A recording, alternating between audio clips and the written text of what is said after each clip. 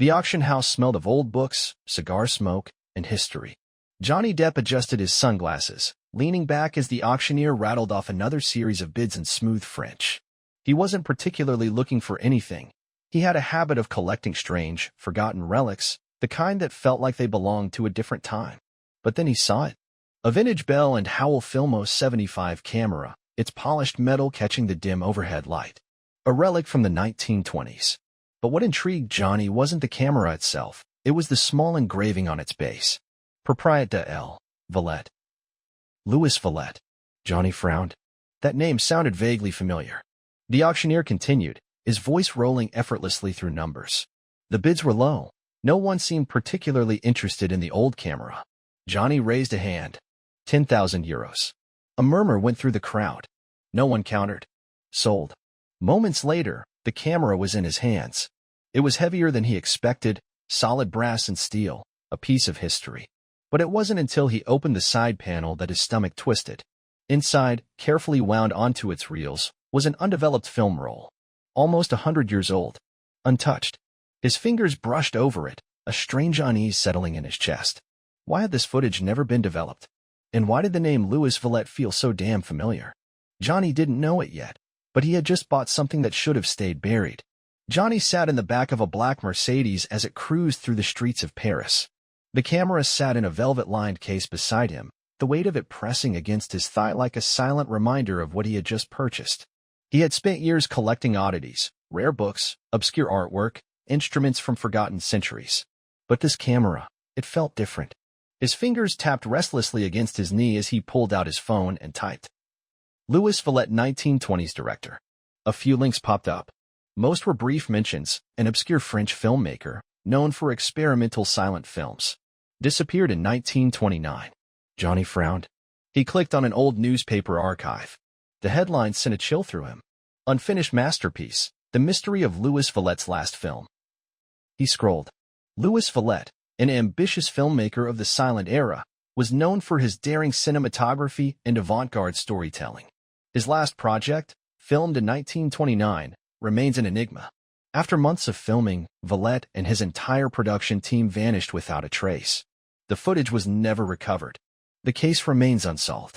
Johnny exhaled sharply, rubbing his jaw. A missing film.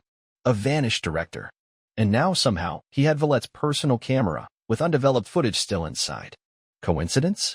Maybe. But Johnny didn't believe in coincidences. His driver pulled up to the hotel. The Ritz. A place of polished marble and whispers of old Hollywood royalty. He stepped out, carrying the case inside. Up in his suite, he placed the camera carefully on the table.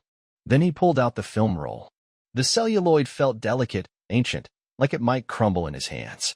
Johnny knew exactly where he needed to take it. There was only one man in Paris who could develop something this old. His fingers tightened around the case. Tomorrow, he would find out what was on this film. But something deep in his gut told him. He wouldn't like the answer. Johnny barely slept that night. The camera sat on the table in his hotel suite, silent, unmoving, yet it felt like it was watching him. Every time he turned over in bed, he found his gaze drifting back to it. The small engraving, the weight of the film roll in his pocket, the story of Louis Valette and his unfinished film, it all gnawed at him, keeping him awake. By 7 a.m., he was already dressed, a cigarette burning between his fingers as he stood by the window, watching the early morning streets of Paris come to life. He pulled out his phone and scrolled through his contacts. Pierre Marchand. A name not many people knew, but in certain circles, he was considered the best. A film restoration expert, specializing in lost and forgotten footage. Johnny tapped the screen and called. The line clicked after 2 rings. Depp? Pierre's voice was thick with sleep. Do you know what time it is? I have something you need to see, Johnny said, exhaling smoke. A pause. Then, how rare. Johnny glanced at the camera. One of a kind. Pierre sighed. Bring it to my lab in Montmartre. Give me an hour. By the time Johnny arrived at Marchand's restoration lab, tucked away in an unmarked building off Rue Lamarck, Pierre was already waiting, a coffee in one hand, glasses perched at the end of his nose. The lab smelled of chemicals, old film stock, and dust. Shelves lined the walls, packed with reels, vintage projectors, and fragile canisters of forgotten films. Johnny set the camera case down on the metal table. Pierre whistled low. Bell and Howell Filmo 75. A beauty. Where did you get this? Auction, Johnny said, unclasping the case. He carefully removed the film roll and placed it in front of Pierre. It was still inside. Pierre frowned, adjusting his glasses. How old? 1929. Pierre stiffened. His eyes flicked up to Johnny's. That's almost impossible. The nitrate should have degraded decades ago. And yet, here it is. Pierre studied the film carefully, his fingers brushing over the delicate edges. This was stored well. Maybe even hidden. Someone didn't want it to be found. Johnny exhaled. Can you develop it? Pierre hesitated. It won't be easy. And if the film is fragile, we could lose it forever. Johnny lit another cigarette. Just do what you can. Pierre nodded, rolling up his sleeves. All right. Let's see what's been buried for the last 100 years.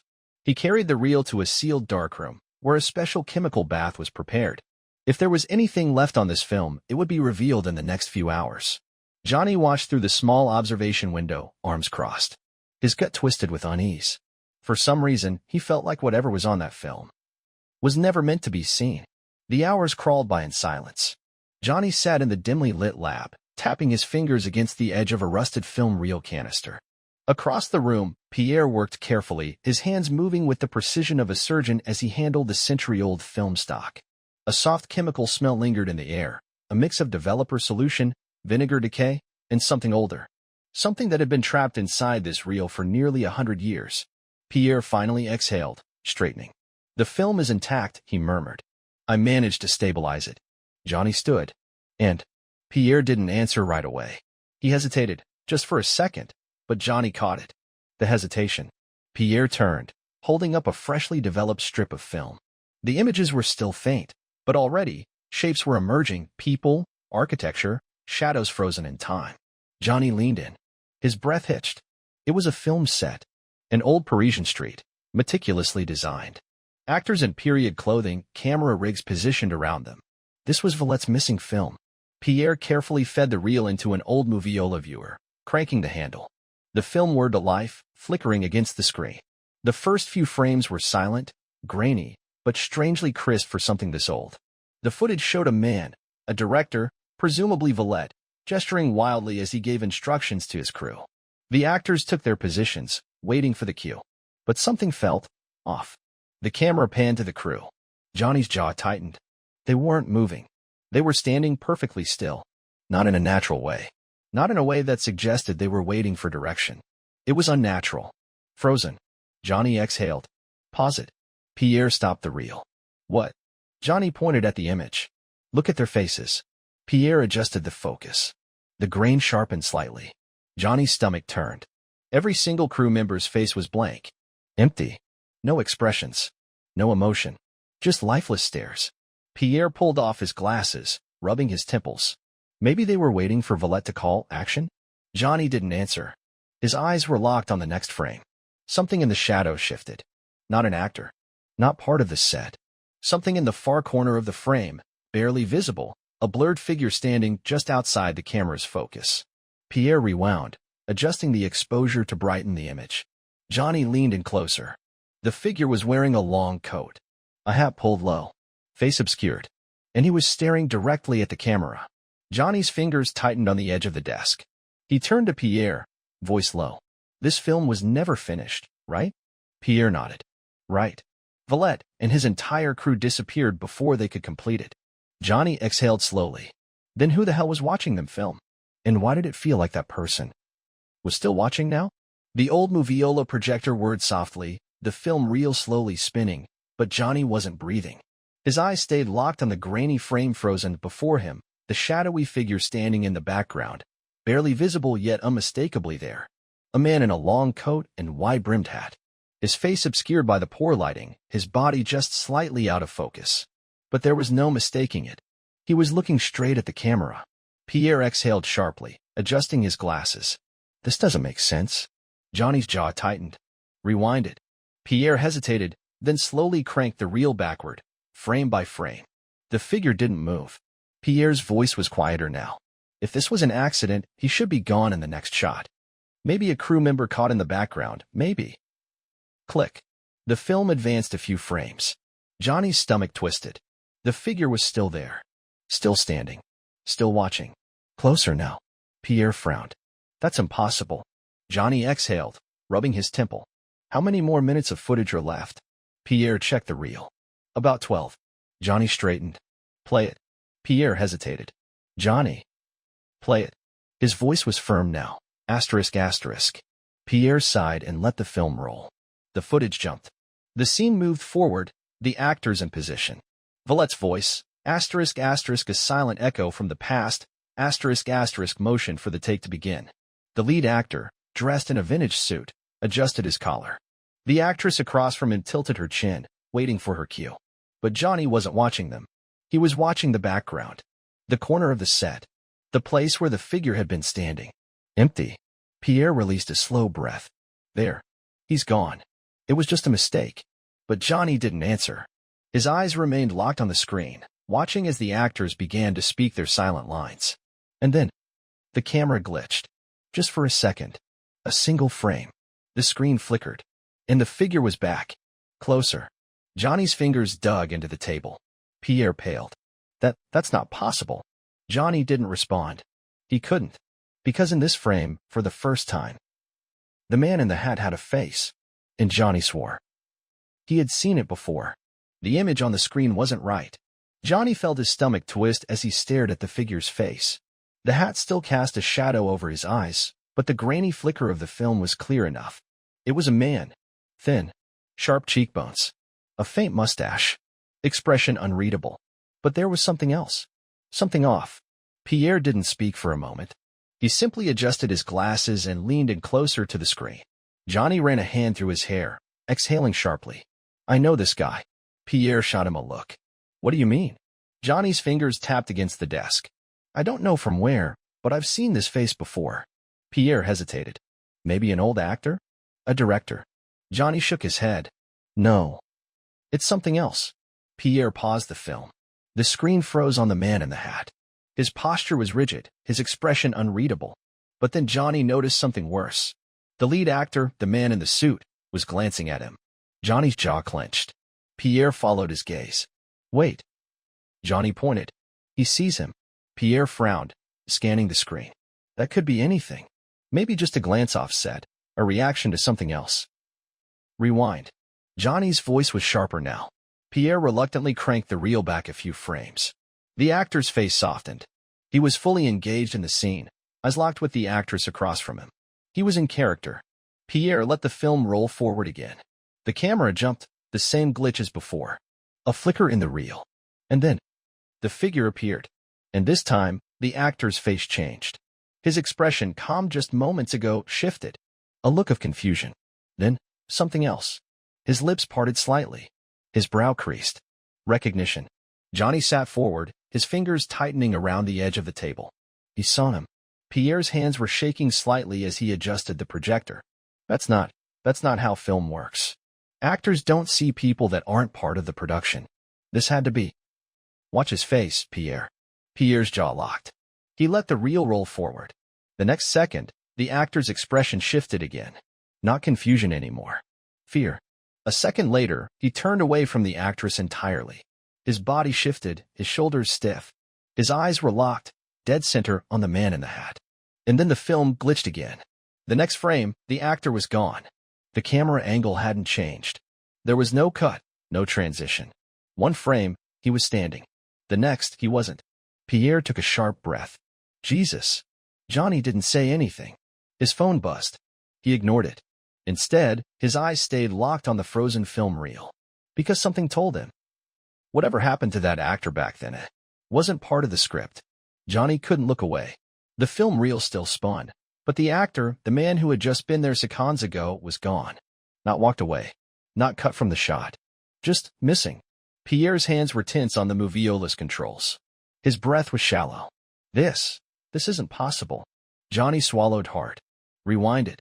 Pierre hesitated. Pierre. Johnny's voice was sharp now. Pierre exhaled, then carefully cranked the film reel back. The frames flickered in reverse, empty set, the actress waiting, the actor standing in position. There he was. Standing. Present. Normal.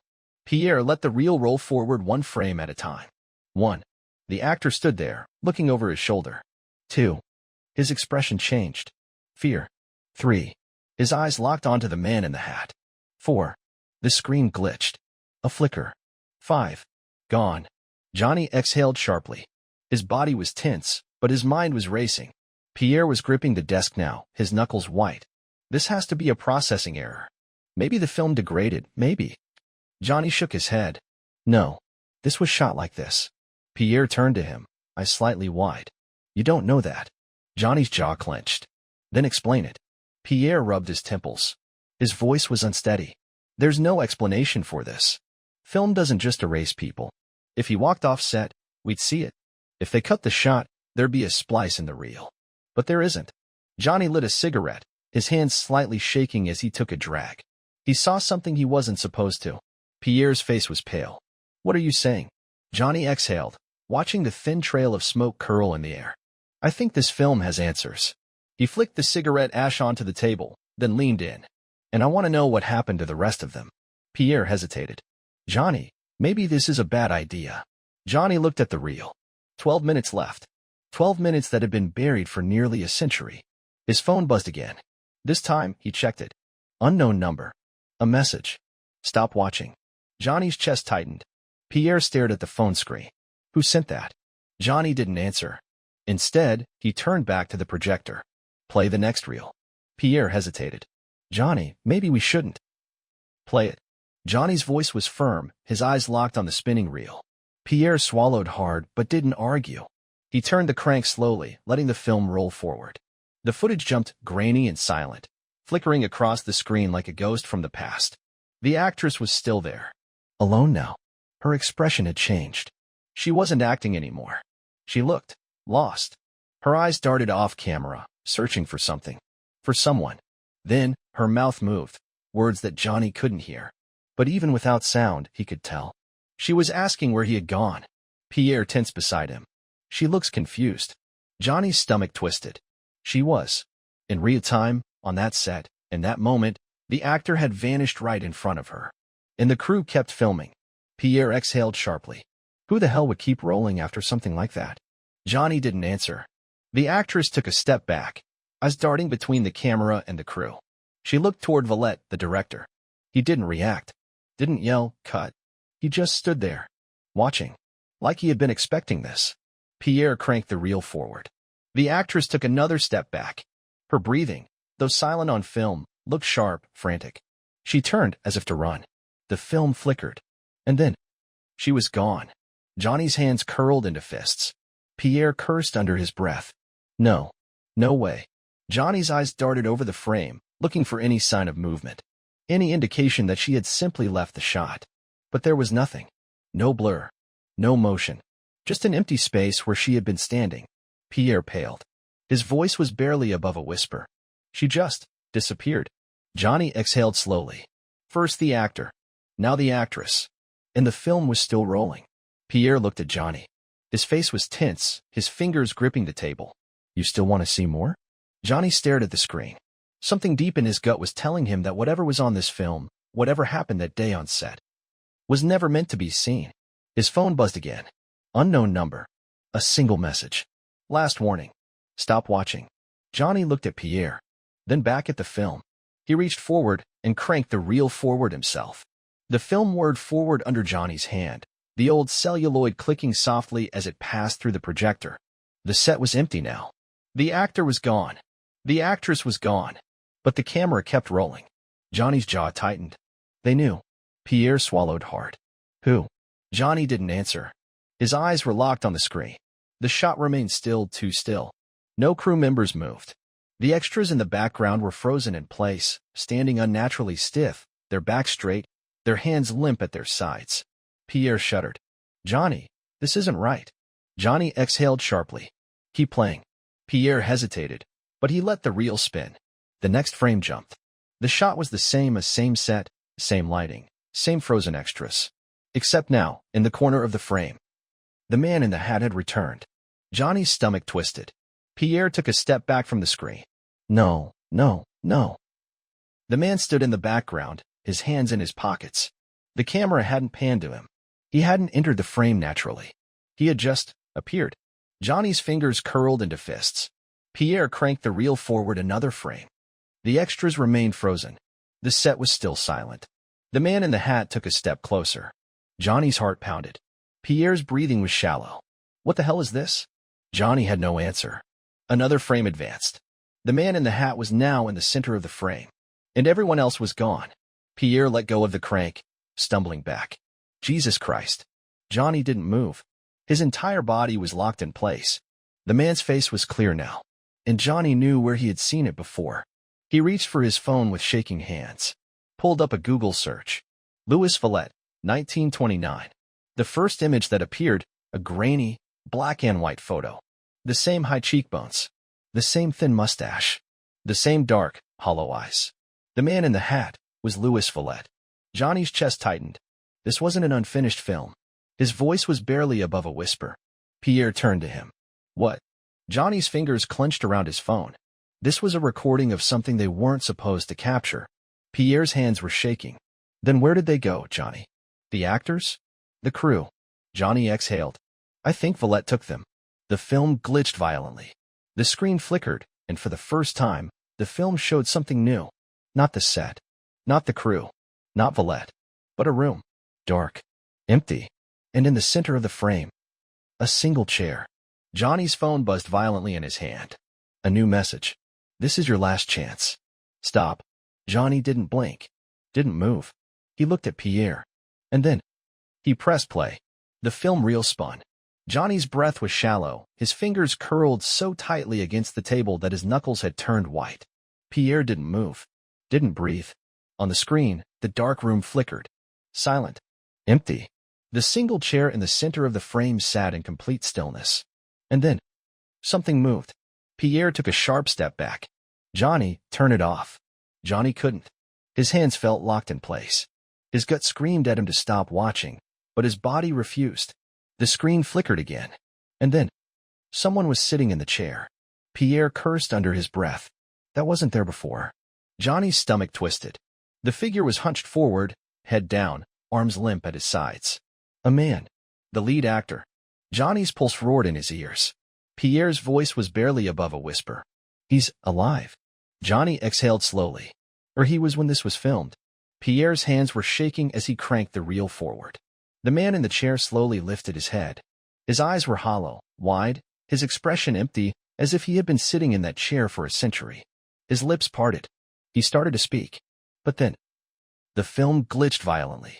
The screen shook, lines of distortion ripping across the footage like the reel was being physically torn apart. Johnny tensed. What the hell is happening? Pierre grabbed the machine. The film is breaking. And then, the screen went black. The reel snapped. The machine shut off. Silence. Pierre stood frozen, his hands still gripping the film. His breathing was erratic. Johnny leaned forward, his pulse pounding. Then his phone buzzed violently against the table. Johnny hesitated, staring at the screen. Unknown number. A final message. You saw too much. Johnny's chest tightened. Pierre backed away from the projector. Johnny, I don't like this. Johnny swallowed hard. Neither did he. Slowly, he stood up. His hands felt cold. His thoughts raced. The missing actors. The missing crew. The last frames of the film. The way Valette had just appeared in the shot. This wasn't a cursed camera. This wasn't some lost masterpiece. It was something else. Something that should have stayed buried. Pierre exhaled shakily. What do we do now? Johnny stared at the broken reel. Then, without a word, he picked it up and threw it into the fire. The film curled, blackening at the edges, turning to ash. Pierre watched in silence. Johnny took a deep breath and looked down at his phone. The message had disappeared.